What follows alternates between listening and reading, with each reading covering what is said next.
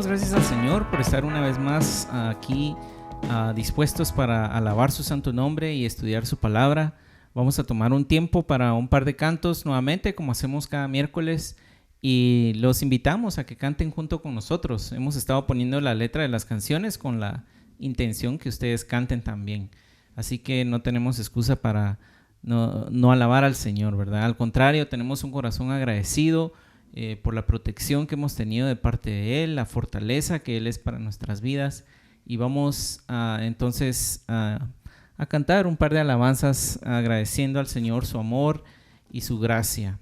Y también vamos a decir: soy libre por que tú me has transformado por medio de tu Espíritu Santo. Así que inclinemos nuestro rostro, vamos a orar. Padre que estás en el cielo, te damos gracias, Dios, porque podemos dedicar este tiempo para alabarte, porque tú has provisto, Señor, de estos recursos y porque tú nos das, Señor, la oportunidad de hacerlo y de seguir estudiando tu palabra, Señor. De veras que tú eres tan bueno, Señor, y tan misericordioso con nosotros. Así que entregamos este tiempo en tus manos, Señor, para que tú recibas esta alabanza, Señor, pero también para que seamos bendecidos nosotros por medio de ella. Así que te adoramos y te exaltamos en el nombre de tu Hijo Jesús. Amén.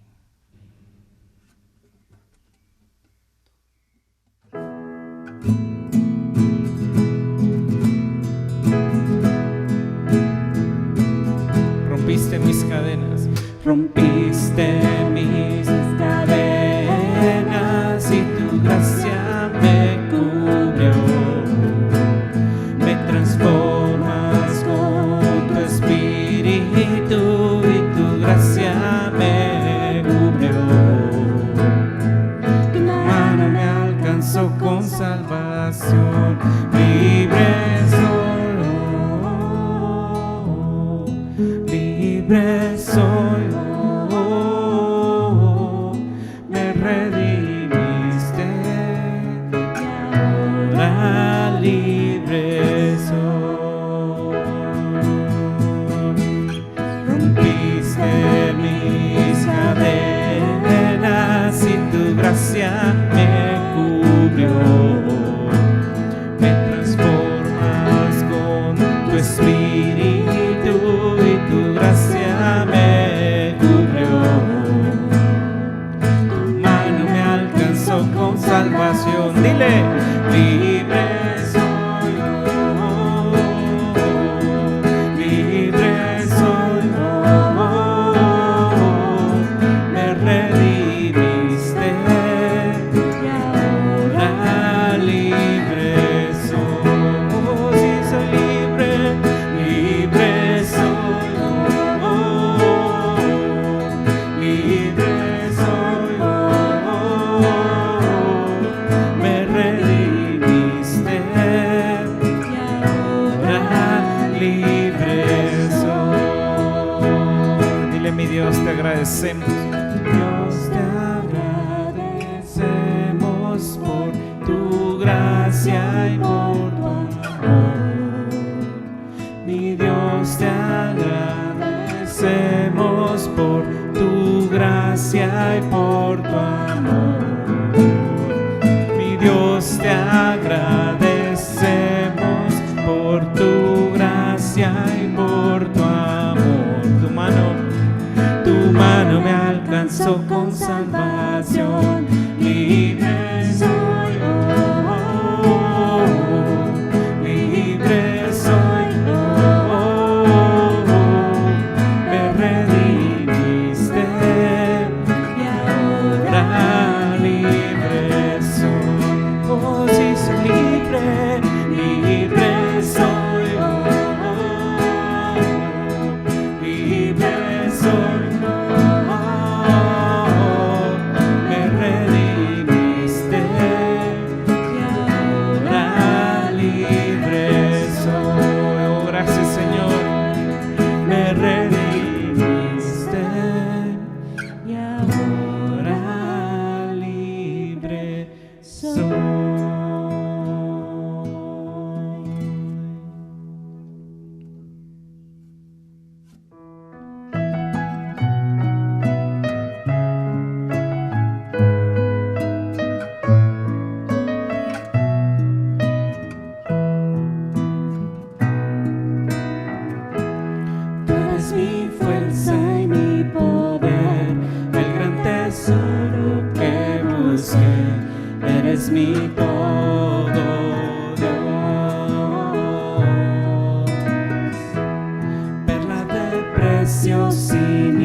igual, nunca tu amor podré dejar. Eres mi todo, Dios. Cristo, Salvador, digno de adorar. Cristo, Redentor, digno de adorar.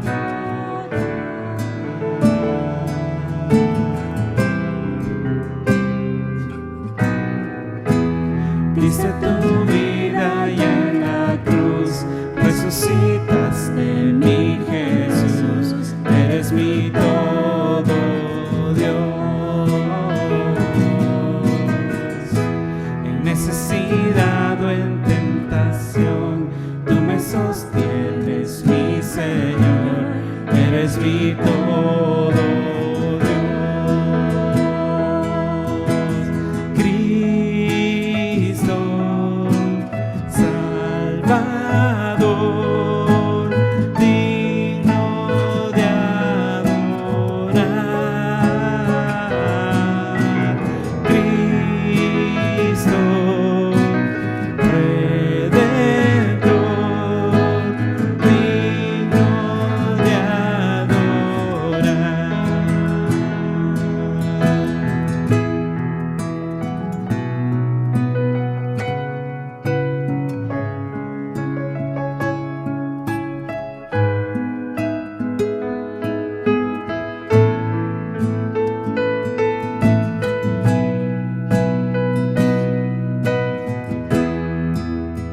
Vamos a decirle una vez más: Cristo Salvador.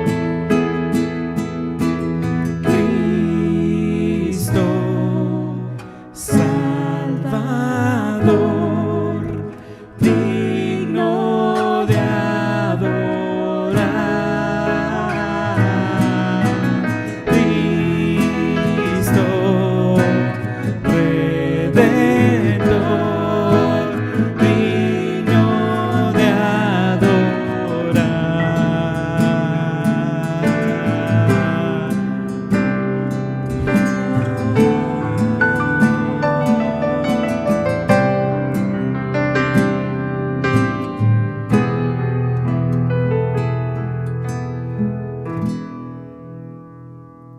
Te adoramos. Ok, buenas noches a todos. Qué bendición poder otra vez conectarnos y estudiar la Biblia juntos. Una semana más de poder ir a través de la Biblia. Recuerden, los miércoles estamos yendo a través de la Biblia y estamos ahora en el segundo libro de Samuel, ya acercándonos a la recta final, ¿verdad? Ya estamos yendo hacia el final para muy pronto encontrarnos con Primero de Reyes, ¿verdad? Es una bendición poder conectarnos de esa manera y solo quería recordarles algo antes de que empezáramos a estudiar el texto. Recuerden que estamos queriendo hacer un esfuerzo como iglesia para ayudar y bendecir a aquellos de nuestra iglesia, aquellos hermanos cercanos, sus familias, que puedan estar pasando momentos de necesidad en estos instantes de esta situación tan extraña, tan difícil que estamos viviendo en todo el mundo. Y entonces, si ustedes de verdad tienen en su corazón el querer hacerlo, ya sea donando alimentos, pero también necesitamos mucha ayuda a la hora de ir a dejar estas bolsas. Entonces, por favor, si ustedes consideran en su corazón la posibilidad de ayudar de esa manera, por favor, contáctense con nosotros. Sería una bendición muy grande. Pero entonces estamos en 2 Samuel, capítulo 17 esta noche, y vamos a orar porque necesitamos orar antes de empezar a estudiar. Tenemos la ventaja más grande de poder pedirle al autor del texto que él sea el que nos enseñe en esta noche, y usando instrumentos humanos, ¿verdad? Instrumentos imperfectos, que sea el autor del libro el que nos hable hoy, ¿verdad? Entonces oremos. Señor, te pedimos en esta noche que tú hables a nuestro corazón. Señor, que el texto que estamos estudiando, Señor, tú lo uses de una manera especial para confrontar nuestro corazón y para alimentarnos, Señor. Hay tanto que tú quieres hablar y mostrar, usando tu palabra como un espejo, Dios, para para revelar qué cosas de nuestro carácter deben ser sometidas a ti y a tu sabiduría, Señor, para ser transformadas. También te rogamos, Dios, que tú uses tu palabra una vez para fortalecernos. En un momento como el que vivimos necesitamos tu palabra porque solo tú tienes palabras de vida eterna. Es lo que nos alimenta y nos fortalece. Te pedimos, Dios, que seas tú en medio de este tiempo juntos a través de la tecnología y en el nombre de Jesús oramos. Amén. Bueno, entonces continuamos. Estamos en el capítulo 17 de 2 de Samuel. Y recuerdan ustedes que estamos yendo a través de la vida de David en este momento y hemos tal vez entrado en uno de esos momentos más difíciles de la vida de David que nos reflejan un montón de consecuencias que tuvo él por decisiones que fueron llevadas o guiadas mejor por su ímpetu, por su deseo de momento, sin tener en cuenta a Dios y eso ha desencadenado en un montón de situaciones bastante tristes, sobre todo reflejando la situación en su familia, ¿verdad? Que era parte del anuncio que Dios le había dicho a través del profeta Natán, que a través de sus hijos, a través de su familia es donde iba a venir el mayor dolor. Entonces hemos estado viendo cómo sus hijos han estado actuando de forma tan triste y la semana pasada incluso vimos cómo su hijo Absalón finalmente se rebeló en su contra, levantó una rebelión y uno de sus más íntimos consejeros, Ahitofel, se había unido a esa rebelión. Era un momento muy triste para la vida de David. David tuvo que huir de la ciudad, ¿verdad? Cuando David está huyendo, Absalón comete una de las cosas más horribles, terribles que pudo haber hecho por guía y consejo de Ahitofel. ¿Qué fue lo que hizo? Violó a las 10 concubinas que David había dejado en la ciudad desde la terraza de la casa real para que el pueblo lo viera. Todo eso como un consejo de Ahitofel. Pero recuerden que Ahitofel le dio este consejo porque él tiene su corazón lleno de resentimiento hacia David porque David había abusado de su autoridad, también haciéndole daño a Betsabé, dañando su matrimonio y toda la cosa que ustedes también recuerdan que hizo David. Y como Ahitofel era el abuelo de Betsabé, Ahitofel estaba detrás de todos estos consejos porque el interés de Ahitofel era humillar a David, quería destruir a David, estaba lleno de resentimiento. Entonces cuando llegamos al capítulo 17, Absalón, recuerden, ya está en la casa real, acaba de cometer este terrible acto de violar a las concubinas de David, que era la máxima ofensa que podría tener un hijo contra su padre, ¿verdad? Ya las cosas uno sabía que iban a terminar mal cuando eso sucedió. Pero Ahitofel continúa, cuando llegamos al capítulo 17, perdón, el capítulo 17 se enfoca en los consejos que va a recibir Absalón, ¿verdad? Ya recibió el primer consejo de Ahitofel, pero ahora continúa. Ahitofel tiene un plan marcado desde el principio. Absalón ya listo, ya tomó el poder, ya llegó a la casa real, ¿verdad? Pero él sabe que mientras su papá viva, ahí va a estar la amenaza. Entonces Absalón está tratando de entender, ¿qué voy a hacer ahora? Ya estoy aquí en la casa real, ¿qué voy a hacer? Y Ahitofel está aprovechando que Absalón está con esa expectativa de ahora haberse coronado rey, autoproclamado rey, pero que no tiene claro un plan. Ahitofel sí lo tiene, ¿verdad? Y recuerden, el plan de Ahitofel es humillar a David, matarlo. Él tiene resentimiento en su corazón. Entonces, vemos en el verso del 1 al 4 cómo Ahitofel le propone un plan a Absalón. Dice, entonces Ahitofel dijo a Absalón, yo escogeré ahora 12,000 hombres y me levantaré y seguiré a David esta noche. Y caeré sobre él mientras está cansado y débil de manos y lo atemorizaré y todo el pueblo que está con él huirá y mataré al rey solo. Así haré volver a ti todo el pueblo, pues tú buscas solamente la vida de un hombre. Y cuando ellos hayan vuelto, todo el pueblo estará en paz. Este consejo pareció bien a Absalón y a todos los ancianos de Israel. Entonces Ahitofel continúa y le propone el plan. Mira, lo que voy a hacer es conseguir 12,000 hombres, voy a armar un grupo exclusivo de hombres y voy a ir tras David para matarlo. Tú quédate aquí, no te preocupes, yo lo haré. Y la verdad es que Ahitofel conoce bien a David. Recuerden ustedes, era su más íntimo consejero. Ahitofel sabe que David ya no es el mismo David de antes, en términos de edad. ¿verdad? El David que habíamos visto cuando era joven era un David que era muy hábil escondiéndose, ¿verdad? Cuando estuvo escondiéndose de Saúl y todo eso. Pero el David que vemos ahora ya es un David un poco de edad más avanzada. Y el David de ahorita es un David que ya lleva más tiempo viviendo en la casa real. Aitofel lo conoce bien. Entonces, Aitofel planea un muy buen plan. La verdad es que el plan de Aitofel era espectacular, era muy bueno. ¿Por qué? Porque no solamente iba a tomar a David de sorpresa, sino que además de eso, al llevar unos hombres específicamente escogidos, iba a evitar una guerra civil, o sea, iba a ser un ataque bien planeado, bien enfocado. Además de eso, miren el plan que dice Aitofel, dice, así haré volver a ti todo el pueblo. Y esa frase que aparece en el verso 3 es muy interesante porque la palabra o la frase como está puesta en el original parece indicar en el idioma original que haría que el pueblo se enamorara de él otra vez. ¿Y eso qué significa? Después de lo que Absalón había hecho en la terraza, que era terrible, el pueblo que antes había estado viendo a Absalón como un buen posible rey por su porte, porque aparentemente era más justo que David, por la forma como había lidiado con Amnón y todo el asunto, después de que la gente vio que Absalón hizo lo que hizo con las concubinas de David, la gente dijo, oh, este no es el hombre con el que creíamos que era. Este tal vez va a ser un tirano, mira la crueldad, mira lo que él está haciendo, ¿verdad? Entonces Aitofel, que sabe eso y que fue el mismo que le dio el consejo, le dice, déjame, yo me encargo. Tú te quedas en la casa real, yo mato a David. Entonces nunca nadie te va a poder acusar a ti de haber matado a David, sino que yo lo voy a matar. Incluso si tengo que dar mi propia vida, yo me encargo de él.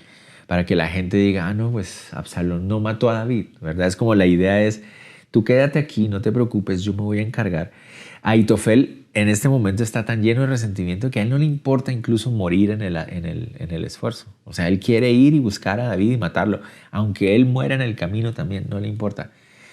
Y él dice, esto te conviene a ti, Absalón, ¿verdad? Esto va a hacer que la gente te vea con buenos ojos y diga, bueno, ya entendimos lo que él quería hacer, solamente irrumpir en el trono, pero realmente no fue un hombre que fue a matar a David, ¿verdad? Porque en el fondo la gente todavía quería a David. David hasta el día de hoy es el rey más querido en la historia de la nación, ¿verdad?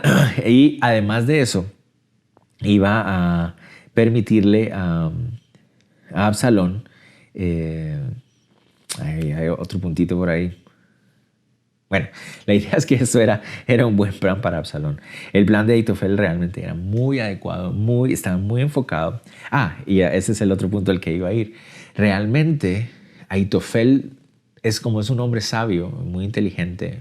Pongámoslo inteligente, no está actuando con mucha sabiduría, pero sí muy inteligente. Aitofel no quiere generar una gran mortandad. O sea, él es, yo voy y acabo al rey David. Cuando el rey David muera, el pueblo va a volver a la paz. No va a haber mayor problema. No queremos generar una guerra civil, simplemente queremos derrocar a un rey.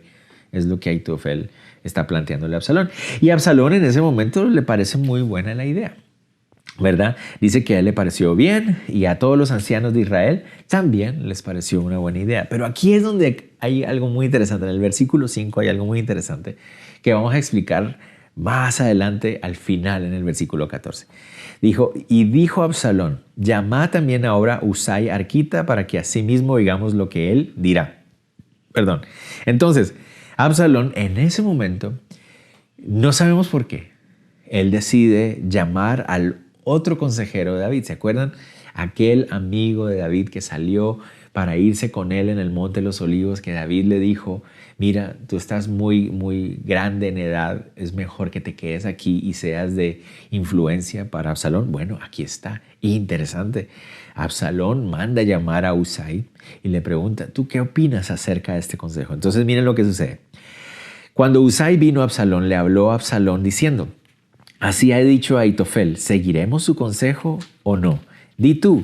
Entonces Usai dijo a Absalón, el consejo que ha dado esta vez Aitofel no es bueno. Muy interesante.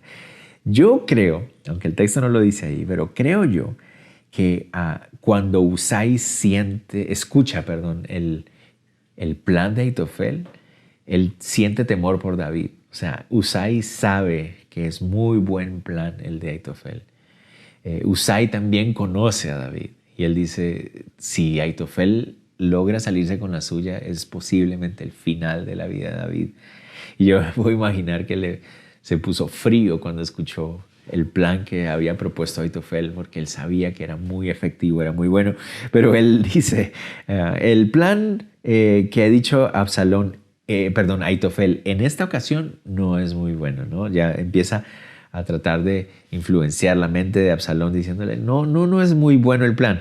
Y después Husai, de manera muy inteligente también, apela a algo que a Absalón le gusta, ¿verdad? Husai es muy, muy inteligente en ese momento, porque miren lo que le dice. Y añadió Husai, tú sabes que tu padre y los suyos son hombres valientes y que están con amargura de ánimo, como la osa en el campo cuando le han quitado sus cachorros. Además, tu padre es hombre de guerra y no pasará la noche con el pueblo.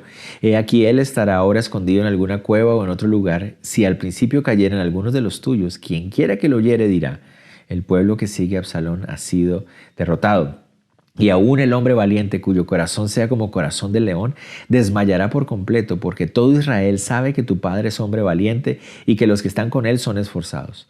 Aconsejo pues que todo Israel se junte a ti desde Dan hasta Beerseba, en multitud como la arena que está a la orilla del mar, y que tú en persona vayas a la batalla. Entonces le acometeremos en cualquier lugar en donde se hallare, y caeremos sobre él como cuando el rocío cae sobre la tierra, y ni uno dejaremos de él y de todos los que están con él. Y si se refugiara en alguna ciudad, todos los de Israel llevarán sogas a aquella ciudad, y la arrastraremos hasta el arroyo, hasta que no se encuentre ahí ni una piedra. Entonces, ¿qué es lo que hace Husai?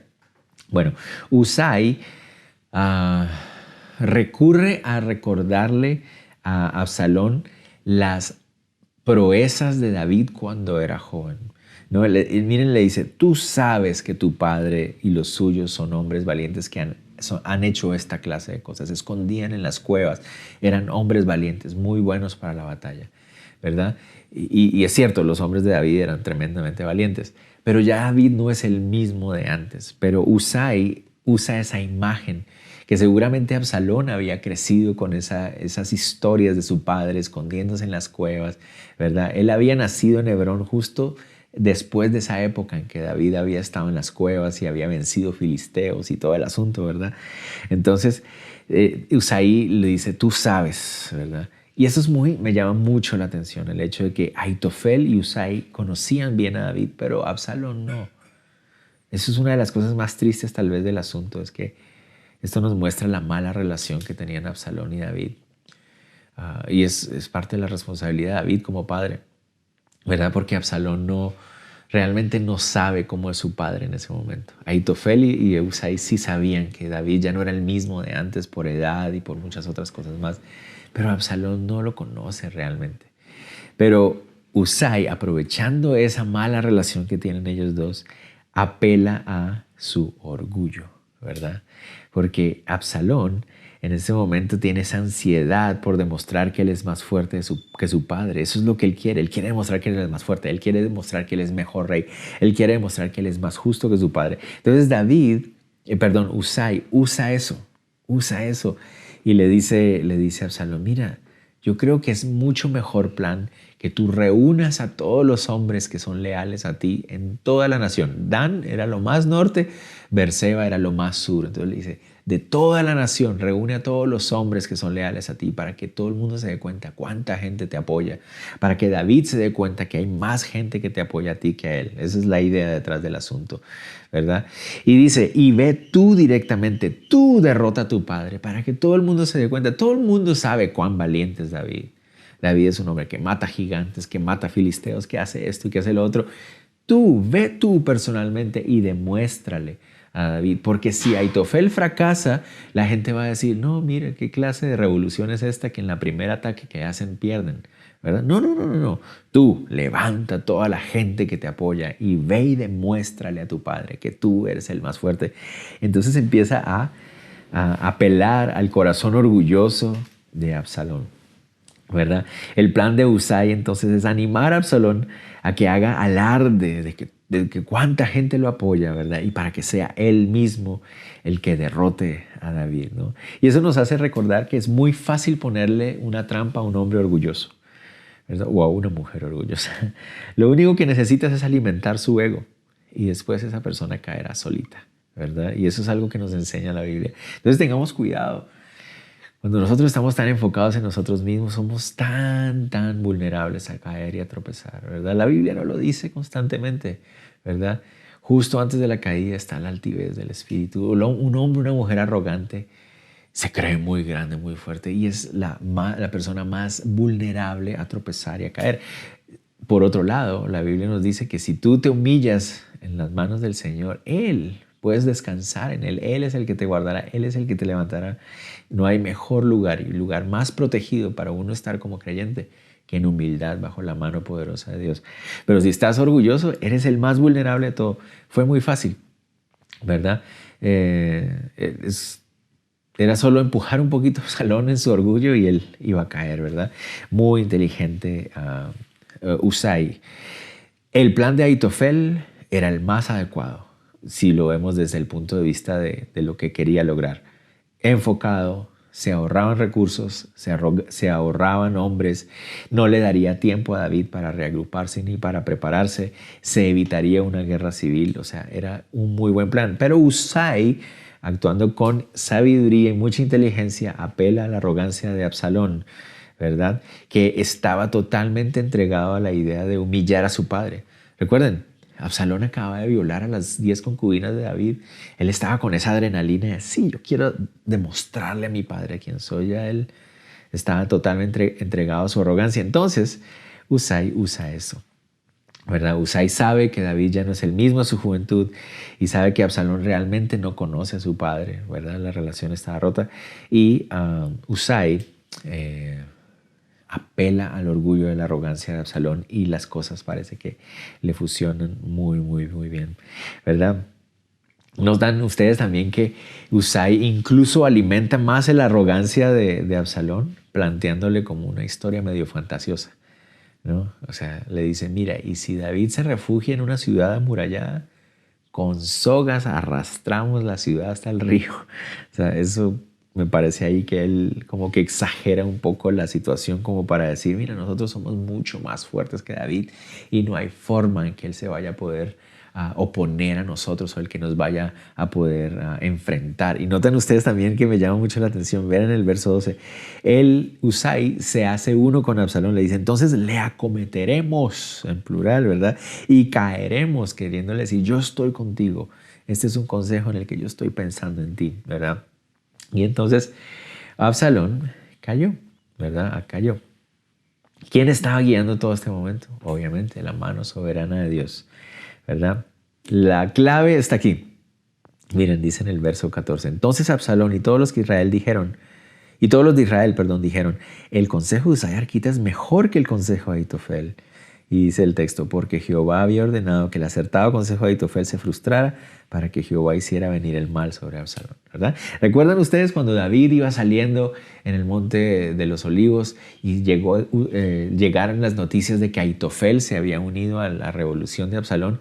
David dice, Señor, estorba y entorpece el consejo de Ahitofel, ¿verdad? Esa era su oración. Dios había escuchado su oración, ¿verdad? Y dice que Dios era el que había ordenado que el consejo de Ahitofel fuera estorbado, ¿verdad? Entonces aquí es donde nos encontramos con esas situaciones donde uno dice, wow, está la soberana mano de Dios.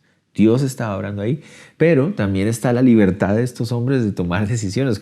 Dios usa la libertad que el hombre tiene para tomar decisiones. Dios la usa para su gloria. Incluso decisiones tontas y necias y malvadas, Dios las puede incluso usar para su gloria porque Él es absoluto y totalmente soberano. ¿Será entonces que Dios obligó a Absalón a tomar la decisión de irse por el plan de Husai? ¿Será que entonces Dios estaba manipulando el corazón? No, absolutamente no. Pero definitivamente Dios estaba en medio de todo esto. Para mí la clave está en el verso 5 que les decía al principio. Absalón ya había aceptado el plan de Ahitofel, pero hubo algo en el corazón de él que le hizo dudar. Ay, no sabemos qué fue, pero Absalón, después de que le pareció bien el plan de Ahitofel, vean el 4, en el 5, dice, no, pero ¿saben qué? ¿Por qué no le preguntamos a Husai? algo pasó ahí en ese momento, que el Señor, el Espíritu Santo estaba orando ahí y le puso esa inquietud ahí. Algo el Señor estaba mostrando ahí al corazón de Absalón que le hizo sentirse inquieto, inseguro. Usó su propia arrogancia, usó su propia inseguridad. No lo sé, pero Dios estaba en absoluto control y siempre, siempre lo está. Entonces, ¿qué pasó? A Absalón le parece genial el plan de Usai. El plan de Usai era muy bueno, pero para David. ¿Por qué? Porque eso le iba a, como se dice la expresión, le iba a comprar tiempo a David, ¿verdad? Porque reunir a todos los hombres que eran leales a Absalón, desde el norte de Israel hasta el sur de Israel, iba a hacer que se tomara mucho tiempo, ¿verdad? Entonces David tendría la oportunidad de reagruparse, organizarse, pero era esencial hacerle llegar la noticia a David, que David se enterara que eso es lo que Absalón iba a hacer. Bueno, el texto no nos dice exactamente cuántos hombres vinieron a apoyar a Absalón, nunca aparece eso en el texto, pero lo más probable es que no hayan sido tantos hombres como él se hubiera imaginado. O sea, es decir, si algo vamos a notar en estos textos es que la revolución y el levantamiento de Absalón no fue muy exitoso, si se puede llamar de esa manera. No solamente por lo corto que fue, como vamos a ver ahorita, sino que fue más bien como una llamarada así de grama seca. O sea, fue muy rápido y no fue lo que él tal vez imaginaba. Pero ahora lo importante para Usai era hacerle llegar la noticia a David. Sigamos, verso 15. Dijo luego Usai a los sacerdotes Sadoc y Abiatar: así y así aconsejó Aitofel a Absalón y a los ancianos de Israel, de esta manera aconsejé yo. Por tanto, enviad inmediatamente y dad aviso a David diciendo: no te quedes esta noche en los vados del desierto, sino pasa luego el Jordán, para que no sea destruido el rey y todo el pueblo que con él está. Entonces miren cómo el Señor estaba proveyendo. Es cierto, su propio hijo, su mejor y más cercano consejero, lo habían traicionado, pero aún así Dios había provisto de estos sacerdotes, había provisto de otro consejero para apoyar a David. Y eso a mí me ayuda mucho para que recordemos que en vez de enfocarnos en aquellos que traicionan o hacen mal, enfoquémonos en aquellos que Dios usa para bendecirnos, ¿verdad? Y démosle gracias a Dios por esas personas que están ahí. Sadoc y Abiatar, dice que eran los sacerdotes, ¿verdad? Se habían quedado también en Jerusalén por indicación de David. Entonces Dios estaba honrando esas decisiones de David. Dios había puesto en el corazón de David esa convicción de que no era necesario que el arca del pacto lo siguiera. El arca del pacto es el arca de Dios, no el arca de David. Y el hecho de que Sadoc y Abiatar se quedaran fue bendición, fue bueno. Entonces Usai se acerca a ellos y les dice: tenemos que hacerle llegar la noticia a David para que él pase al otro lado del Jordán y se organice para que él esté preparado, ¿verdad? Entonces, recuerden ustedes, los dos sacerdotes se habían quedado y la idea desde el capítulo 16 era que David les dijo y que sus hijos estén pendientes para ayudar. Y eso es lo que va a pasar, verso 17. Y Jonatán y Ahimaas estaban junto a la fuente de Rogel y fue una criada y les avisó porque ellos no podían mostrarse viniendo a la ciudad. Y ellos fueron y se lo hicieron saber al rey David. Pero fueron vistos por un joven, el cual lo hizo saber a Absalón. Sin embargo, los dos se dieron prisa a caminar y llegaron a casa de un hombre en Baurim, que tenía en su patio un pozo dentro del cual se metieron. Y tomando la mujer de la casa una manta, la extendió sobre la boca del pozo y tendió sobre ella el grano trillado, y nada se supo del asunto. Llegando luego los criados de Absalón a la casa de la mujer, le dijeron: ¿dónde está Ahimaas y Jonatán? Y la mujer les respondió: ya han pasado el vado de las aguas. Y como ellos los buscaron y no los hallaron, volvieron a Jerusalén. Entonces los dos hijos de los sacerdotes salen para avisarle a David. Ellos están fuera de la ciudad, dice así, y les hacen llegar el mensaje: busquen a David y díganle que se prepare, que pase el río Jordán, porque Absalón va a ir tras él. Jonatán y Ahimaas salen y los hombres de Absalón los descubren que van saliendo y quieren averiguar qué es lo que está pasando, ¿verdad? Llegan a Baurim. Baurim ya lo habíamos visto cuando David también estaba huyendo de Jerusalén. Baurim puede significar en el idioma original las últimas casas. Parece que eso es lo que significa la palabra Baurim, las últimas casas. Y es posible que sea como el último asentamiento de viviendas antes de entrar al desierto, ¿verdad? Y ahí en ese lugar dice que un hombre oculta, una mujer, ¿verdad? Oculta a estos hombres en en un pozo. La palabra pozo realmente ahí se refiere más como una cisterna, como una donde se acumula agua, ¿verdad? Pero en ese momento seguramente está seco, no hay nada de agua adentro, entonces los oculta ahí, ¿verdad? Y eso que nos muestra también, todas estas indicaciones aquí pequeñitas nos muestran que Dios estaba usando a la gente del pueblo para proteger a David. ¿Eso qué significa? La gente, no toda la gente se había ido y no toda la gente se había dejado obnubilar por la presencia de Absalón. Y además, lo que Absalón había hecho en ese terrado había hecho que la gente dijera, no, este no va a ser un buen rey. Entonces quisieron ayudar a David. Los hombres de Absalón tratan de averiguar dónde están, pero como las habían ayudado, no pudieron hacerlo, no pudieron saber qué estaba pasando y regresaron a Jerusalén. Sigamos. Después que hubieran huido, aquellos salieron del pozo y se fueron y dieron aviso al rey David diciendo, levantaos y daos prisa a pasar las aguas, porque Ahitofel ha dado tal consejo contra vosotros. Entonces David se levantó y todo el pueblo que con él estaba y pasaron el Jordán antes que amaneciera. Ni siquiera faltó uno que no pasase el Jordán. Entonces, gracias a la acción rápida de Usai, David se entera de lo que va a pasar, se levanta y pasa al otro lado. Es interesante, ahorita no tenemos el tiempo para leerlo, pero es muy probable que en estos momentos, cuando David está huyendo, y tiene que pasar el río Jordán, tiene que ir a ocultarse del otro lado, del lado oriental del río Jordán, es muy probable que en esta época, en estos momentos, se haya escrito el Salmo 41. Y por tiempo no lo voy a leer, pero ustedes pueden leerlo después si quieren. El Salmo 41 habla del corazón de David mientras tenía que huir y pasar el río Jordán cuando su hijo lo perseguía. Sigamos. Entonces, pero verso 23. Pero Ahitofel, aquí vemos tres reacciones muy interesantes. ¿Qué pasó cuando Ahitofel se entera de que Absalón, en lugar de escoger su plan, escoge el plan de Usai? Dice, pero Ahitofel, viendo que no se había seguido su consejo, enalbardó su asno, se levantó, se fue a su casa, a su ciudad, y después de poner su casa en orden, se ahorcó. Y así murió y fue sepultado en el sepulcro de su padre. Ahitofel, ¿qué pasó? ¿Por qué Ahitofel actúa de esa manera? Muchas personas, es muy interesante que hay algunas personas, algunos comentaristas que creen que Ahitofel se molestó porque no hayan escogido su plan o tal vez se ofendió y por eso se molestó y se fue y se ahorcó, pero no es lo más adecuado. Ahitofel en ese momento yo creo que, recuerden, Ahitofel era un hombre sabio. O sea, Ahitofel era realmente un hombre sabio que se había dejado llevar por su resentimiento, ¿verdad? Y por eso había terminado actuando de la manera que había actuado en ese momento. Entonces yo creo que cuando Ahitofel escucha que Absalón no siguió su consejo, él entendió que había sido Dios el que había librado a David.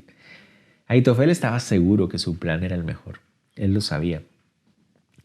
Pero cuando él se da cuenta de que Absalón se deja llevar por el consejo de Usai, él se da cuenta. Dios ayudó a David. Pero ¿por qué arregló su casa? ¿Notan ustedes? Eso llama la atención. Arregló su casa antes de suicidarse. Bueno, esta es una señal de reconocer que había actuado mal. Eso es lo que pareciera indicar. Él era un hombre que antes había sido un hombre honorable, ¿verdad? Toda su vida había sido un hombre sabio y respetable, pero había dejado que el resentimiento llenara su corazón. Entonces él organiza su casa diciendo, sí, es cierto, perdí, o sea, no salieron las cosas como yo creía. Y él reconoce, Dios y salvó a David. Pero entonces viene la pregunta, ¿verdad? ¿Por qué se ahorca entonces? ¿Verdad? Porque actuó una vez más con orgullo y cobardía. Él había aconsejado a Absalón a que se levantara en contra de su padre. Él había aconsejado a Absalón que humillara a su papá violando a las concubinas. Él era el que había estado detrás de todos estos planes. Él sabía que lo que iba a venir para él era la muerte. Él sabía que el plan de Usai iba a ayudar a David. Él sabía que Absalón iba a perder. Entonces, ¿qué iba a pasar? Cuando las cosas volvieran a estar en su orden, cuando David regresara a Jerusalén, imagínense a quién iba a ir a buscar. ¿A quién iban a llegar a tocarle la puerta? A él. Y como él era el que había guiado todas estas traiciones, lo iban a matar. Él sabía que era la muerte lo que le vendría. Entonces prefirió quitarse la vida él mismo a morir como un criminal de traición. ¿Y eso qué se llama? Cobardía. No quiso asumir su responsabilidad. Hombre orgulloso hasta el final. Y eso me da una tristeza ver cómo un hombre con tanta sabiduría, un hombre que realmente no quería dañar a toda la nación. Él claramente su plan era enfocado. Él no quería que hubiera una guerra civil, ¿verdad? Él solo quería matar a David. Era su obsesión, humillar a David, matar a David. Todo por el resentimiento tan agudo que había guardado y desarrollado en su corazón. Un hombre tan sabio y tan respetable, terminar de manera tan miserable es triste. Y lo habíamos dicho la semana pasada, eso es lo que pasa cuando dejamos que el orgullo y el resentimiento sea lo que llena nuestro corazón. Muy triste la vida de Ahitofel realmente. Muere Ahitofel ahorcado, se suicida, ¿verdad? Es triste, triste. Nunca, nunca, nunca el suicidio será la respuesta, nunca. Mejor clamar por perdón al Señor, por la gracia del Señor. Incluso si hay que asumir responsabilidades y consecuencias, no importa. Clamamos y nos cubrimos con la gracia del Señor. Nunca va a ser una buena idea ni la respuesta, nunca. Ahitofel se parece mucho a Judas, ¿verdad? Por eso es que la Biblia los compara constantemente. Judas también, uno de los más cercanos del Señor, lo traicionó. Y cuando se dio cuenta de lo que había hecho y que había traicionado a un hombre justo, ¿verdad? Él se da cuenta del error que había cometido. ¿Qué hace? Se suicida. Cobardemente y orgullosamente se suicida. Muy triste. Muy, muy triste. Sigamos. Verso 24. Dice, y David llegó a Mahanaim y Absalón pasó el Jordán con toda la gente de Israel. Y Absalón nombró a Amasa jefe del ejército en lugar de Joab. Amasa era hijo de un varón de Israel llamado Itra, el cual se había llegado a Abigail, hija de Naas, hermana de Sarbia, madre de Joab, y acampó Israel con Absalón en tierra de Galaad. Por otro lado, Absalón se alista para la batalla, ¿verdad? Absalón sabía que habían dos mensajeros que habían ido a buscar a David, pero no sabe qué información es lo que ellos tenían. Él no sabe si ya le han avisado acerca del plan, solo sabe que hay dos hombres que han ido a buscar a David. Pero aún así, Absalón está tan ansioso por demostrar que él es mucho mejor para la guerra que su papá, que se alistó para la batalla, nombró como comandante del ejército a un tío político de Joab. Muy interesante, ¿no?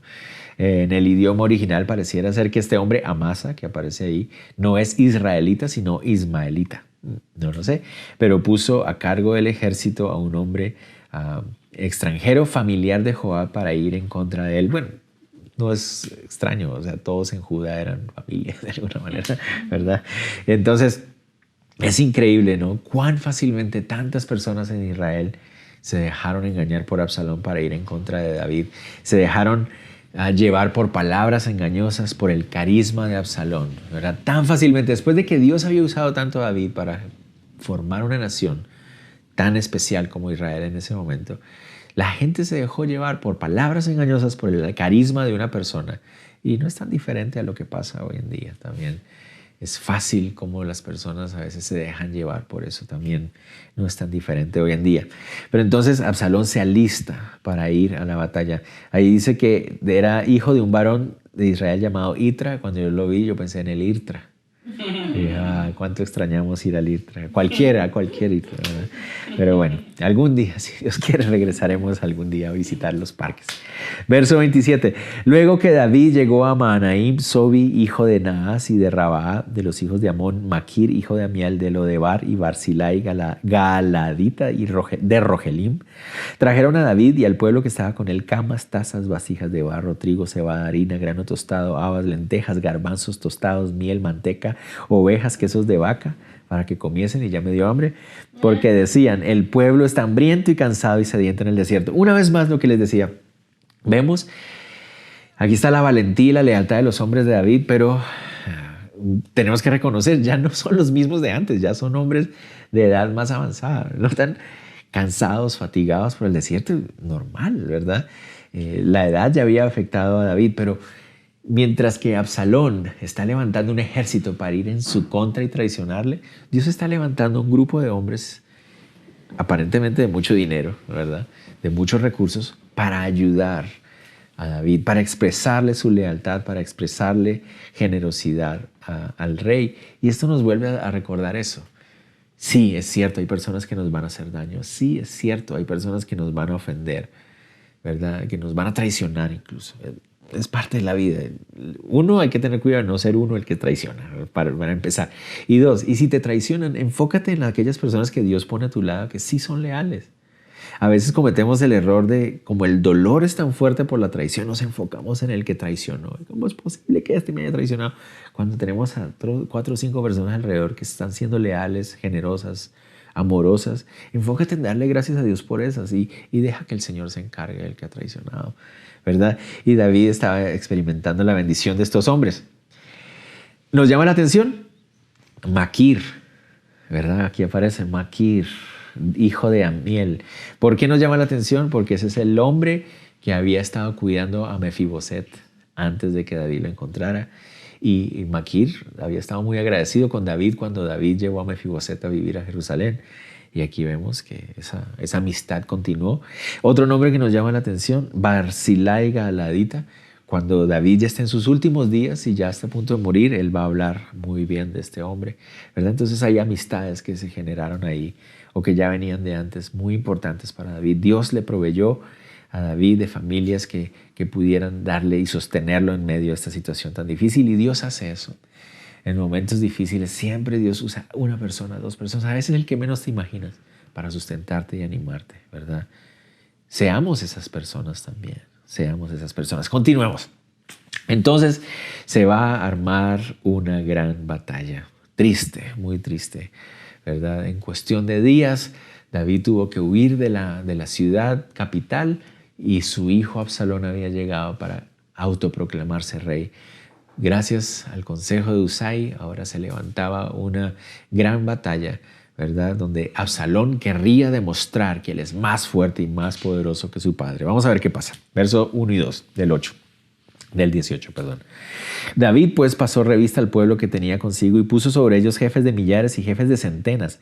Y envió David al pueblo una tercera parte bajo el mando de Joab, una tercera parte bajo el mando de Abisai, hijo de Sarbia, hermano de Joab, y una tercera parte al mando de Itai Geteo. Y dijo el rey al pueblo, yo también saldré con vosotros. Entonces David, él dice, bueno, tenemos que organizarnos para salir a la batalla. Organiza su ejército, divide a los hombres que están con él. Recuerden que no son muchos hombres. En este momento no son muchos hombres, son los hombres leales que han ido con él, ¿verdad? Y los divide en 3 grupos. Pone a Joab encargado de un grupo, a Abisai encargado del otro grupo, a Itai encargado del otro grupo. Y él quiere salir frente a ellos, ¿verdad? Nos hace recordar que todo este problema, toda esta tristeza de asuntos y situaciones habían empezado porque David no había querido salir a la guerra, ¿verdad? Pero aquí no, él dice, yo voy a ir con ustedes, yo voy a ir adelante de los 3 grupos, guiándolos a la batalla. Pero ellos actúan sensatamente y le hacen caer en cuenta de algo. Dice verso 3, mas el pueblo dijo, no saldrás, porque si nosotros huyéremos, no harán caso de nosotros, y aunque la mitad de nosotros muera, no harán caso de nosotros. Mas tú ahora vales tanto como 10,000 de nosotros. Será pues mejor que tú nos des ayuda desde la ciudad. Entonces el rey les dijo, yo haré lo que bien os parezca. Y se puso el rey a la entrada de la puerta mientras salía todo el pueblo de 100 en 100 y de 1000 en 1000. El pueblo o tal vez Joab y los otros comandantes generales ahí le hacen caer en cuenta a David de algo muy interesante. Esta guerra no es una guerra para determinar cuál ejército es más fuerte, no. Es una guerra para determinar cuál de los 2 hombres son más fuertes. O sea, la guerra se enfoca en o la muerte de Absalón o la muerte de David. Eso es lo que los 2 ejércitos quieren buscar. No es que un ejército quiere pasarle encima al otro, no. Este ejército está tras la cabeza de David, este ejército está tras la cabeza de Absalón. Entonces ellos piensan, bien, mira, David, hagámosle las cosas bastante difíciles, ¿verdad? Quédate tú aquí dentro de la ciudad, ¿verdad? Y tienen que pasarnos por encima nosotros antes de llegar a ti, ¿verdad? Pero si tú sales al frente de la batalla, pues va a ser muy fácil para ellos, ¿verdad? Si te encuentran, Miren, si somos 10,000 por este lado y tú estás por este lado, a ellos no les va a importar pelear contra nosotros, van a ir por ti. Entonces quédate tú en la ciudad. Pero aquí hay algo muy interesante. Lo que ellos están diciendo, si nosotros leemos muy bien, lo que ellos están diciendo es, mira, vamos a salir nosotros adelante y para poder llegar a ti tienen que pasar sobre nosotros. O sea, nuestra vida vale menos que la tuya. Eso es lo que ellos le están diciendo. Y eso nos muestra un gran concepto de lealtad que tenían estos hombres para David. Ellos estaban dispuestos a dar su vida con tal de que David no cayera. Esa era la clase de hombres que rodeaban a David en ese momento, ¿verdad? Ellos dicen, ni 1,000 de nuestras vidas se equiparan a la tuya, ¿verdad? Y eso es algo valerosísimo, lo que encontramos aquí, ¿verdad? Ellos le dicen, estamos dispuestos a morir con tal de que a ti no te pase nada. Muy diferente lo que está pasando al otro lado. ¿Recuerdan? Absalón sí va a salir al frente de la batalla porque Absalón está lleno de orgullo. David aquí muestra humildad. Él dice, está bien, voy a someterme al consejo que ustedes tienen. Él es el rey. Él no tenía que seguir las órdenes que ellos le estaban diciendo, pero él dice, está bien, tienen ustedes razón. Voy a dejarme guiar por esto, este consejo que ustedes dan. Y él se humilla, ¿verdad? Absalón por el otro lado no. Entonces ya están alistados, ¿verdad? Absalón viene con un grupo de hombres que no sabemos cuántos son, ¿verdad? Que trajo de diferentes tribus tratando de mostrar, mira, todo esto es lo que yo he logrado conseguir para aplastarte a ti, padre, ¿verdad? David se queda en la casa y 3 grupos de soldados salen a la batalla. Pero antes de salir a la batalla, David da unas indicaciones. ¿Verdad? Tenemos que reconocer que estas indicaciones no eran muy buenas. Pero bueno, vamos. Esta parte es bien interesante. El verso 5 dice, el rey mandó a Joab, a Abisai y a Itaí diciendo, tratad benignamente por amor de mí al joven Absalón. Y todo el pueblo oyó cuando dio el rey orden acerca de Absalón a todos los capitanes. Antes de salir, David les da indicaciones a sus hombres. Les pide expresamente a los 3 generales frente a todos sus hombres que no le hicieran daño a Absalón. Ay, David. Miren, es interesante. David sabe que Absalón tenía que morir. O sea, él lo sabe. Todo lo que él ha hecho, la forma como humilló cuando Absalón violó a las mujeres de David, no solamente estaba humillando a David, estaba humillando a todo el pueblo. Cuando Absalón levanta este ejército, no solamente está retando a David, él desde su lado está diciendo, la vida de ustedes hombres no me importa con tal de destruir a David. La actitud de Absalón, David sabía que iba a terminar en la muerte. Pero es interesante que todo lo que no hizo en los años anteriores, él quiere hacerlo en este momento. Cuando David tuvo la oportunidad de confrontar a su hijo para restaurar la relación, no lo quiso hacer, ¿verdad? Pero ahora que ya están en medio de esta situación donde están las vidas de un montón de hombres en riesgo, ahí es cuando David ya quiere, ay, por favor, no le hagan daño a Absalón. Tal vez esta es mi última oportunidad para reconciliarme con él. Pero ya era muy tarde. Pero David está dispuesto incluso a poner la vida de sus hombres en riesgo con tal de él poder sentir que tal vez va a poder arreglar la situación cuando ya era muy tarde. Claro, tenemos que decir, bueno, nos sentimos empatía con David, de como padre, él guarda la esperanza de que su hijo no vaya a morir. Pero todos los años anteriores, cuando David pudo haber restaurado su relación con Absalón, nunca lo hizo. No lo buscó, nunca confrontaron el problema, nunca resolvieron el conflicto, nunca lo quisieron hacer, lo dejaron pasar. Y eso aquí hay una enseñanza y eso es lo que vamos a ir viendo hasta el final. La enseñanza para nosotros es esto.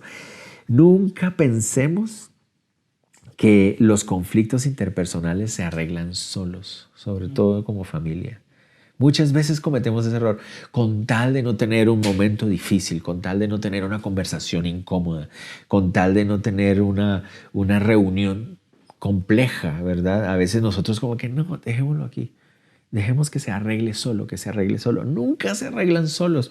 De hecho, por lo general, termina siendo peor. Los problemas interpersonales y sobre todo en la familia, se van acrecentando mientras va pasando el tiempo, cuando ninguna de las dos partes se disponen a solucionar el problema.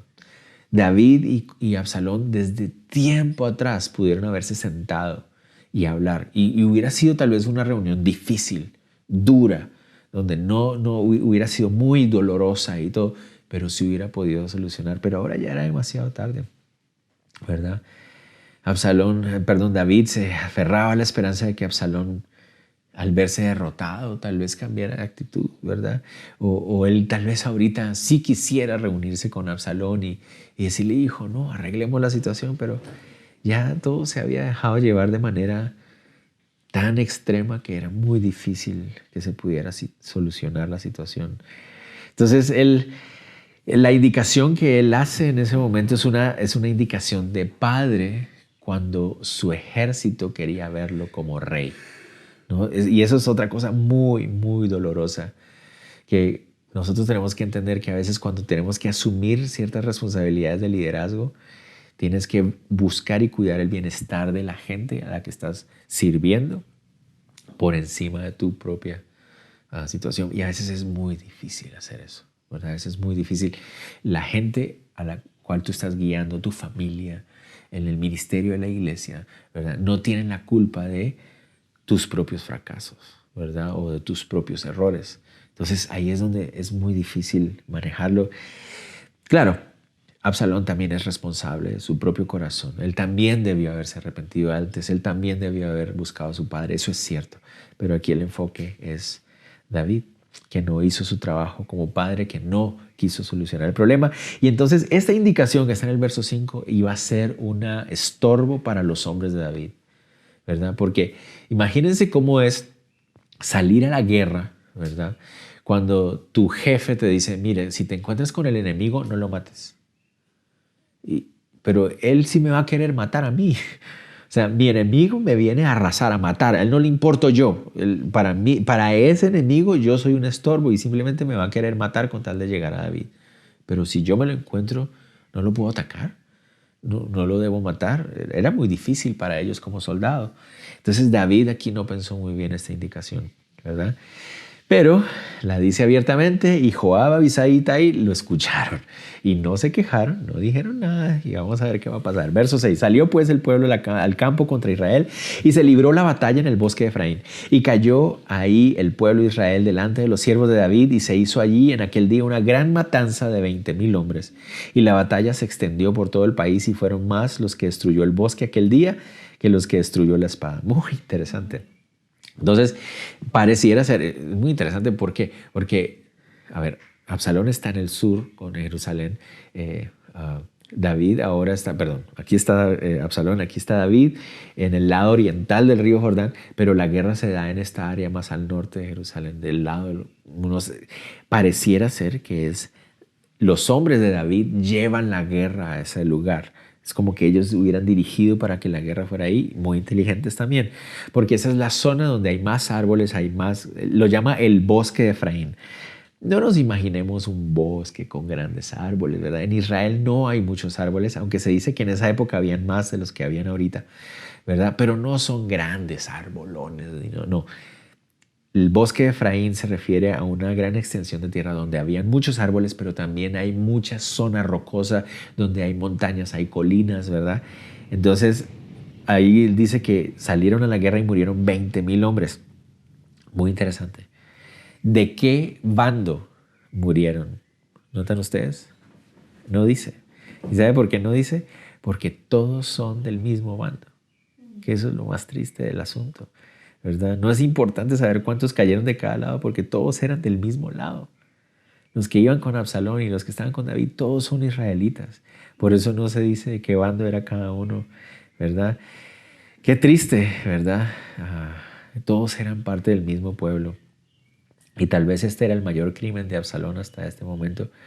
Liderar a una parte de la familia para matar al resto de la familia simplemente por el orgullo de demostrar que él era más fuerte, más grande, más justo que su padre. Este tal vez era el peor de todos los crímenes y por eso les decía a Absalón, él sabe, su final va a ser muerte y todo el mundo lo sabía. todo el mundo lo sabía. Pero bueno, noten ustedes el verso 8 nos da unos detalles muy interesantes. Dice que el bosque mató más gente que las espadas. Eso es muy interesante. En algunos escribas de la tradición hebrea explicaban que cuando dice que el bosque mató, destruyó el bosque aquel día más, puede estar refiriéndose tal vez también a animales salvajes. Puede ser, es muy probable también. Pero también se cree que se refiere a como habían colinas y habían montes rocosos y toda la cosa, se cayeron, tropezaron, bueno, qué sé yo, ¿verdad? Murieron comidos de animales, tal vez, qué sé yo, no sé, ¿verdad? Pero el énfasis aquí es que Dios usó este bosque para resaltar lo necio de la batalla. O sea, era una batalla absolutamente necia, que hasta el campo de batalla estaba en contra de la batalla. O sea, básicamente eso es lo que está mostrando ahí. Ante los ojos de Dios era una guerra familiar motivada por traición, destruyendo a un pueblo. Y esto era una tragedia sin ninguna clase de justificación. Y entonces 20,000 hombres fallecieron ese día. No sabemos de qué lado, como les decía, porque eran todos del mismo lado. Pero vamos acercándonos al final. Entonces, verso 9. Aquí pareciera mostrarnos, que los hombres de David empezaron a tener más, empezaron a prevalecer sobre los hombres de Absalón. Porque recuerden, la guerra realmente no era de ejércitos. Como David estaba guardado, los hombres de Absalón se encontraron con que tenían que atacar a los hombres de David. Primero pasar a los hombres de David, que eran más experimentados y muy valientes en la batalla. Los hombres de Absalón no tenían la misma experiencia. Tuvieron que encontrarse para poder encontrar a David, que estaba aquí. Pero los hombres de David tenían que salir a encontrar a Absalón, que estaba aquí enfrente de la batalla. No sé si me van a entender. Entonces, los hombres de David se enfocaron en ir por Absalón. Era clarísimo. Entonces, ¿Absalón qué tuvo que hacer? Huir. Y eso es lo que parece que está pasando aquí. Cuando llegamos al verso 9, lo más probable es que Absalón está huyendo de los siervos de David. Y se encontró Absalón con los siervos de David e iba Absalón sobre un mulo. Muy interesante. Mulo. ¿Por qué sobre un mulo?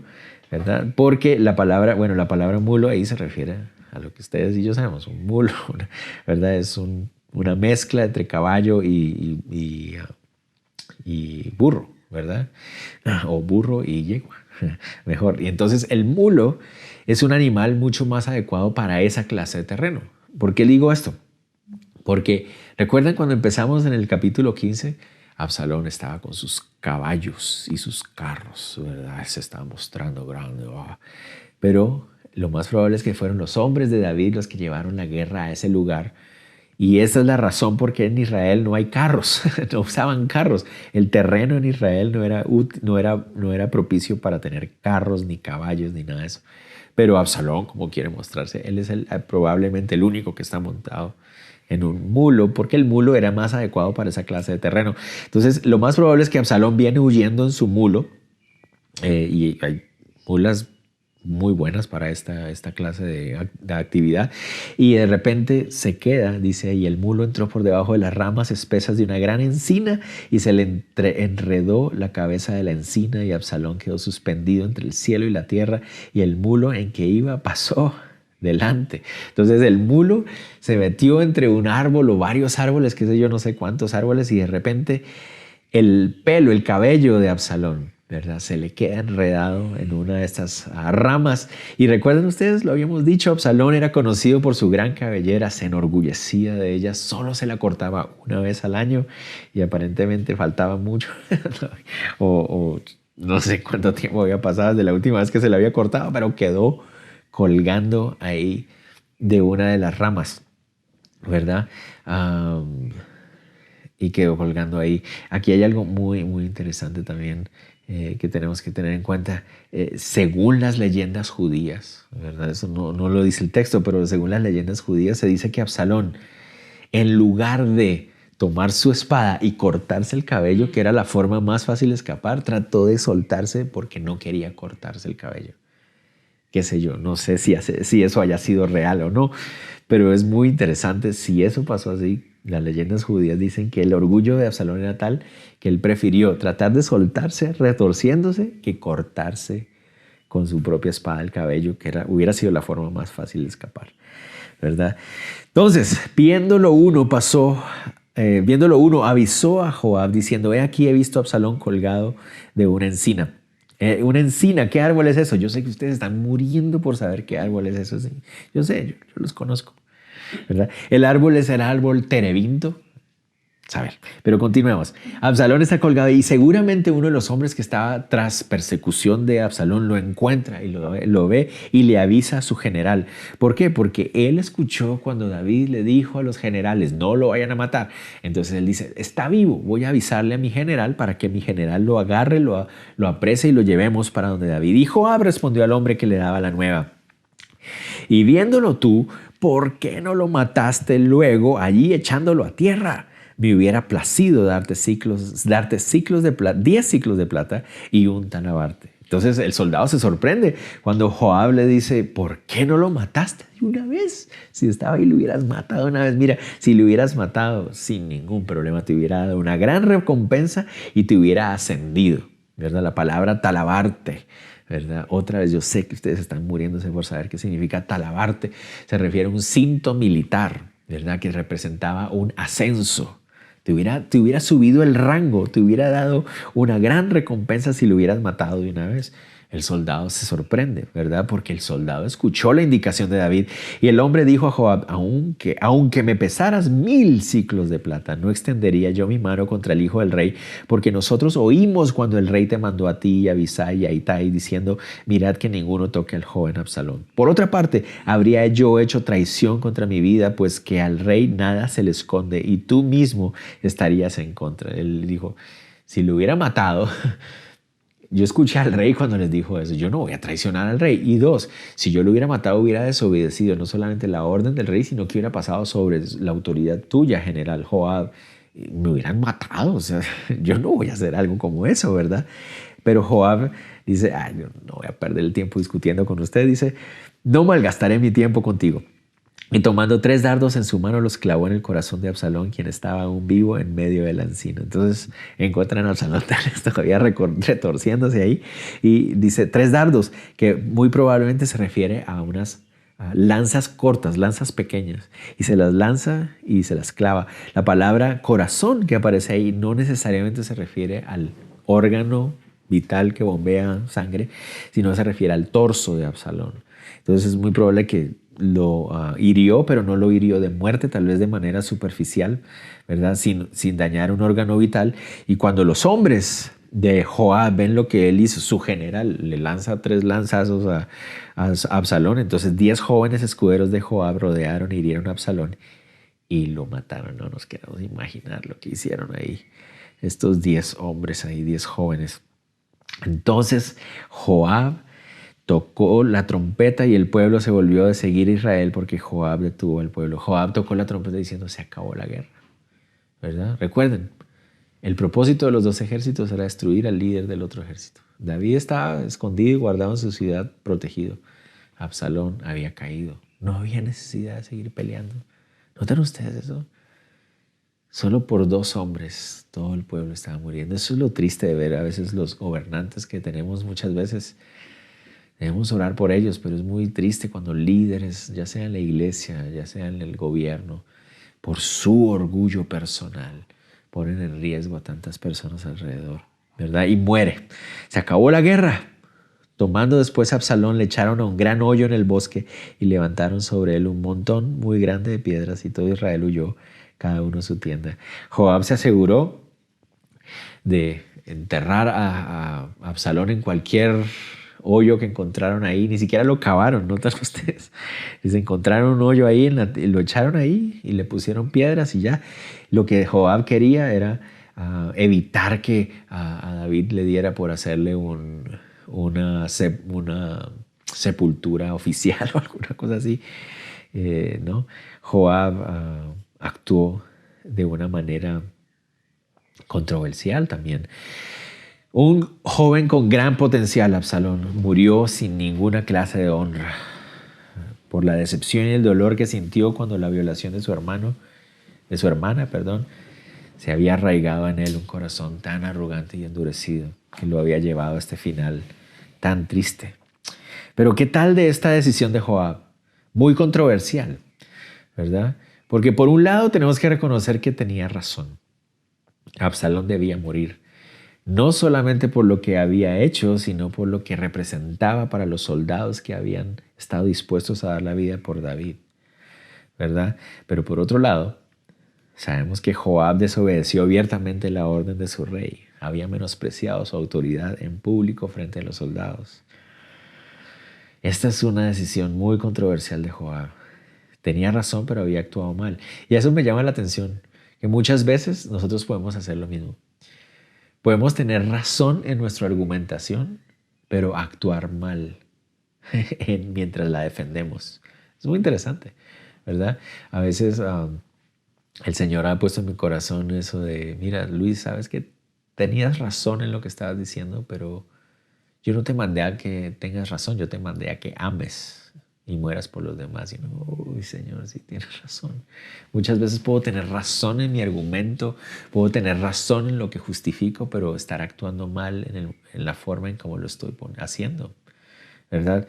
Lo correcto es que Joab debió haber hablado antes. Cuando David da la orden, ahí es cuando Joab debió haber dicho, Señor rey, ¿no le parece ta, ta, ta, ta, ta?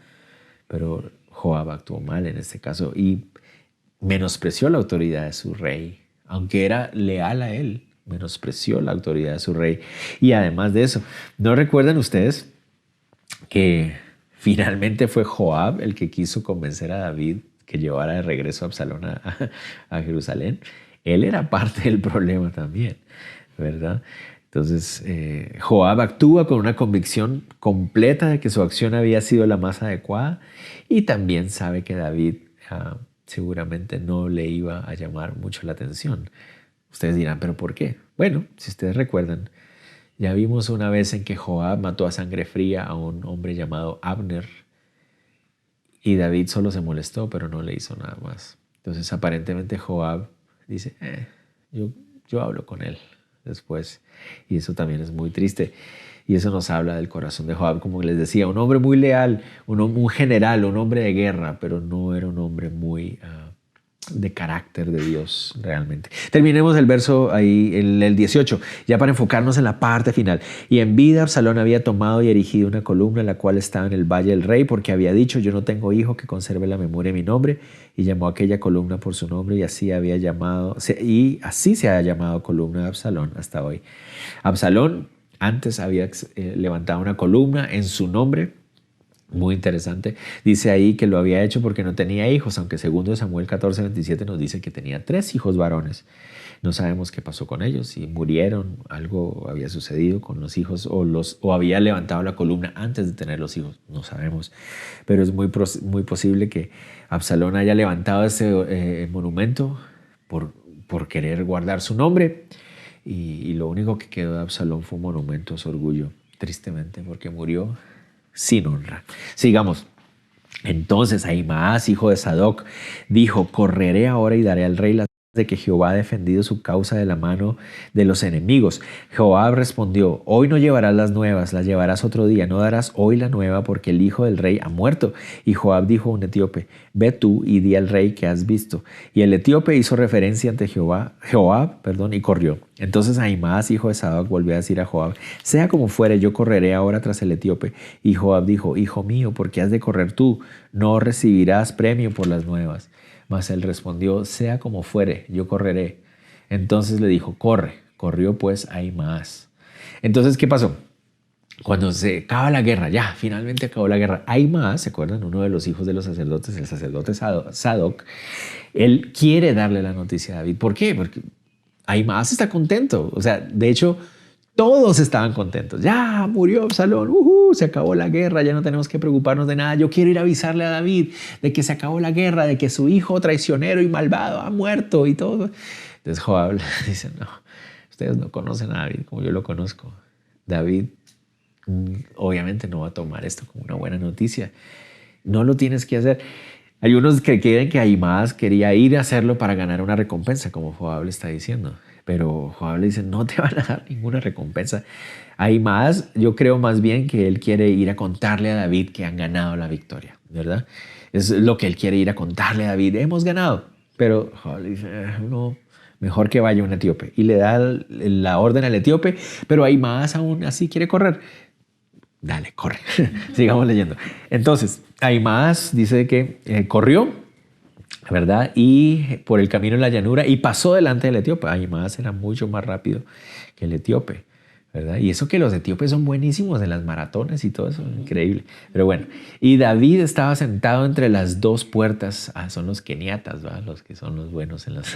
Pero bueno, y David estaba sentado entre las dos puertas y el atalaya había ido al terrado sobre la puerta en el muro y alzando sus ojos miró y vio a uno que corría solo. El atalaya dijo luego voces y lo hizo saber al rey. Y el rey dijo, si vienes solo, buenas nuevas trae.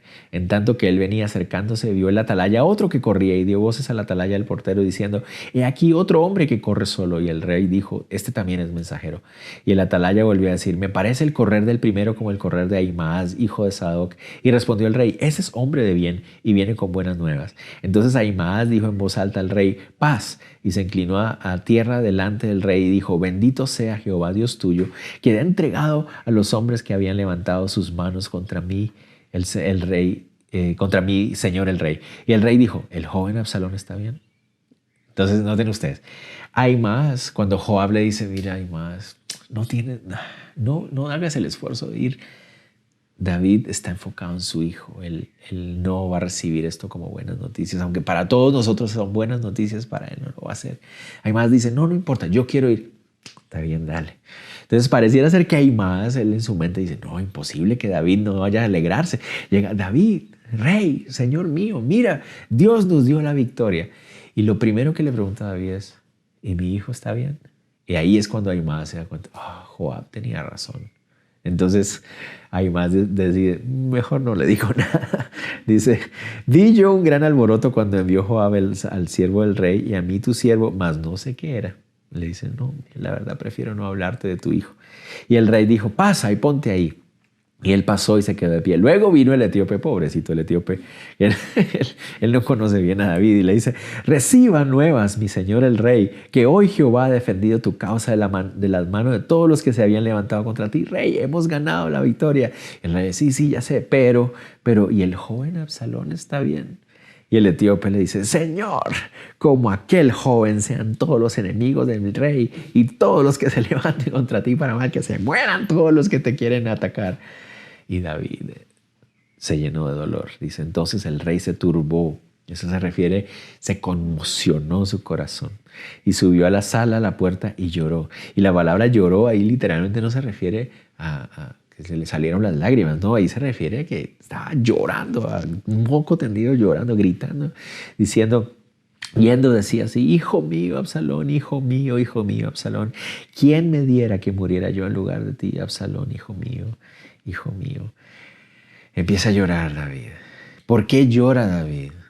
Por lo que les decía, yo siento que David siente en su corazón el fracaso que él tuvo como padre. Él se dio cuenta, fue demasiado tarde. Todos estos años yo debía haber buscado a mi hijo. Todos estos años yo debía haberme acercado a él y no lo hice. Y así termina mi hijo. Entonces, más que el dolor de la muerte, que obviamente debe ser un dolor muy profundo, más que solamente el dolor que él siente por la muerte de su hijo, es el dolor profundo de reconocer el fracaso que él tuvo como padre. Hijo mío, te pude haber buscado. No debieron terminar las cosas así. Y él sabe que parte de eso es su culpa. O sea, David se está sumiendo en lo que él está sintiendo en su corazón en ese momento, por su propio fracaso delante de su propio hijo. Hay un comentarista de apellido Clark que él decía, todo sería tan diferente si David hubiera clamado, Urías Eteo, ¿quién me diera que muriera yo en lugar tuyo? O sea, si él hubiera sentido este dolor cuando mandó matar a Urías Eteo, cuando le hizo daño a Betsabé, nada de esto hubiera sucedido. Y él decía ahí en ese comentario, si pudiéramos entender que un error, un pecado cometido en un momento, conscientemente, sabiendo que estamos fallando al Señor, ¿cómo puede terminar muchos años después? Si supiéramos, tal vez no lo haríamos, ¿verdad? Qué triste la situación. Pero necesitamos terminar, perdón, tenemos que terminar. Vamos a llegar hasta el verso 8 porque aquí vamos a ver dónde se termina de clavar el asunto, hasta el verso 8 del 19. Dieron aviso a Joab. Entonces recuerden, hasta ahora el rey ha recibido la noticia de estos dos mensajeros, nada más. Dieron aviso a Joab. Joab seguramente ya está alistando, él es el comandante del ejército, él está alistando a sus hombres para regresar a la ciudad. ¿Qué es lo que debía suceder? Como en cualquier nación, lo que debía suceder es que la ciudad recibiera a los victoriosos en la batalla con una gran celebración. Eso es lo que debería suceder. Pero Joab, cuando le dicen, miren, al rey cuando le dieron la noticia se lanzó a llorar y empezó a gritar y a llorar. Joab dice, ay Dios, he aquí el rey llora y hace duelo por Absalón. Le dijeron, se volvió aquel día la victoria en luto para todo el pueblo, porque oyó decir el pueblo aquel día que el rey tenía dolor por su hijo. Y entró el pueblo aquel día en la ciudad escondidamente, como suele entrar a escondidas al pueblo avergonzado que ha huido de la batalla.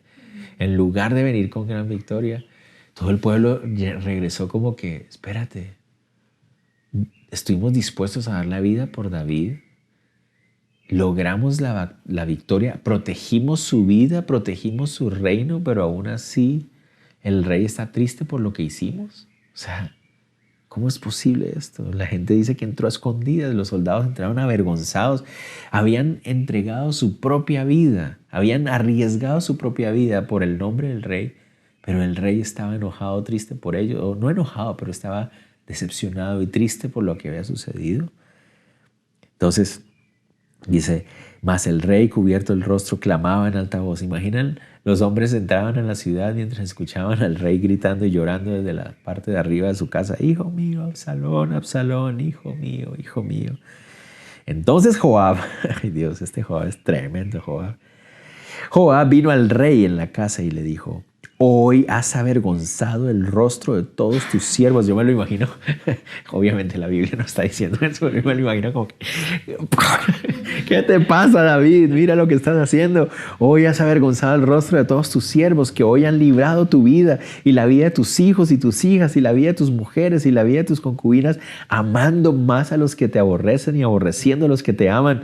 Porque hoy has declarado que nada te importan tus príncipes y siervos, pues hoy me has hecho ver claramente que si Absalón viviera, aunque todos nosotros hubiéramos estado muertos, entonces estarías contento. Uy, uy, uy. Allí vemos también el nivel de confianza que tenían estos dos hombres, porque Joab, siendo el general, comandante del ejército, tiene la confianza de hablarle a David de esta manera, ¿verdad? Le dice, mira lo que estás haciendo. Estos hombres salieron a la batalla para defenderte a ti, para defender a la nación, estuvieron dispuestos a dar la vida. Algunos de ellos murieron, pero tú no celebras con ellos, sino que hubieras preferido que se hubieran muerto con tal de que tu hijo, el traidor, estuviera vivo. ¡Wow! Esto debía haber sido un golpe bastante fuerte para David, ¿verdad?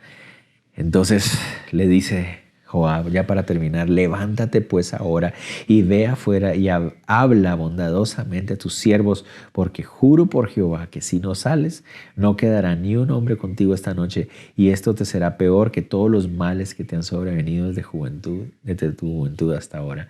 Joab le hace ver y le dice, mira, si tú no vas y agradeces al pueblo y los animas y celebras con ellos, lo más seguro es que estos hombres ya no van a querer seguirte, ¿verdad? Porque van a ver un hombre que no aprecian su vida. Ellos fueron leales hasta la muerte y tú no aprecias sus vidas. Tienes que levantarte. David no quería levantarse, ¿verdad? Pero David entiende el argumento de Joab. Él sabe qué es lo que debe hacer, ¿verdad? Tenía que levantarse, agradecer y animar a sus hombres. Él sabía que tenía que hacerlo, pero no quería, porque sus sentimientos y sus emociones eran contrarias en ese momento. David no quería levantarse, pero lo hizo porque sabía que era lo correcto y era por amor a sus hombres. Y aquí vamos a cerrar con una enseñanza para nosotros. Muchas veces tendremos que hacer algo que nuestras emociones se niegan a hacer. Muchas veces vamos a tener que levantarnos y hacer algo que no queremos hacer. ¿Por qué? 1, porque es lo correcto. Y 2, por amor a los demás. ¿Por qué le costaba a David levantarse para hacerlo? Bueno, porque estaba sumido en su propio fracaso. Estaba sumido en su propia emoción, en el sentimiento de culpabilidad que él sentía en ese momento. ¿Verdad? Sí, había fracasado miserablemente y era muy responsable de todo lo que había sucedido. Era muy responsable de que la muerte de Absalón haya sido así. Él era responsable en una gran parte de todo esto. Es cierto, era el fracaso de él como padre. Pero él no podía quedarse ahí sumido en el fracaso porque hay otro montón de personas que necesitaban ser guiados por él. Y aquí hay un mensaje muy interesante. El costo de ser el rey o el responsable es que aunque te duela el corazón o sufras con el doloroso resultado de tu propio fracaso, tienes una responsabilidad con los que son guiados por ti. Y no puedes quedarte tirado por un fracaso cometido. No puedes seguir tirado ahí. Sí, duele. Y sí tienes que quebrantarte y sí tienes que llorar, pero tienes que refugiarte en la gracia del Señor. Tienes que ir al Señor, refugiarte en la gracia que solo el Señor Jesucristo ofrece. Levantarte y seguir caminando. Tienes que enfocarte en la gente que necesita de tu guía, de tu ejemplo. Enfocarnos excesivamente en nuestros fracasos anteriores sin levantarnos en el perdón y la gracia de Dios es el mismo orgullo que nos llevó al fracaso. Es el mismo orgullo, simplemente expresado de manera diferente. Es el mismo orgullo porque antes decíamos yo puedo, orgullo. Una vez que fracaso, yo fracasé. Sigues enfocado en ti. Sigues enfocado en ti. Entonces, antes de fracasar, enfócate en el Señor. Y si fracasas, enfócate en el Señor. Es la única forma en que podemos salir adelante. Y ese fue el caso de David. Ese es uno de los pasajes que a mí más me dolió de la vida de David. Pero ¿sabe por qué más me dolió? Yo creo que es uno de los pasajes en que más me he sentido identificado con David. A nosotros nos encanta decir, no, yo soy el David que mató a Goliat. Sí, ¿no? Es increíble que ahora en día hay gente que dice, sí, el coronavirus es Goliat y yo soy David. No. Yo me siento más identificado con David aquí. Así soy más yo. Es cuando fracaso, cuando no sé qué hacer, ¿verdad? Y me sigo enfocando en mí mismo, en lo que siento, en mi temor, en mi tristeza. Cuando tengo que enfocarme en el Señor y levantarme otra vez. Sí, fracasé y asumo las consecuencias y me duele, pero Jesús es suficiente. Por eso vino a morir en la cruz, por mi fracaso. Por eso vino Él a morir en la cruz. Entonces tengo que volver a sostenerme y agarrarme de su gracia. Y por eso ese versículo me persigue todos los días de mi vida, según de Timoteo 2:1. Esfuérzate pues, hijo mío, en la gracia que es en Cristo Jesús. Es en la gracia del Señor donde está nuestra fuerza diariamente. Es la gracia la que nos ayuda a no tropezar. Y cuando tropezamos, es la gracia lo que nos ayuda a levantarnos. Tengámoslo en cuenta. Dios los bendiga a todos mis hermanos. Ánimo. Enfoquémonos en el Señor siempre. La próxima semana, si Dios lo permite, continuaremos con el final, ya la parte final de la vida del rey David. ¿Ok? Dios los bendiga a todos, hermanos. Nos vemos pronto confiando en Dios.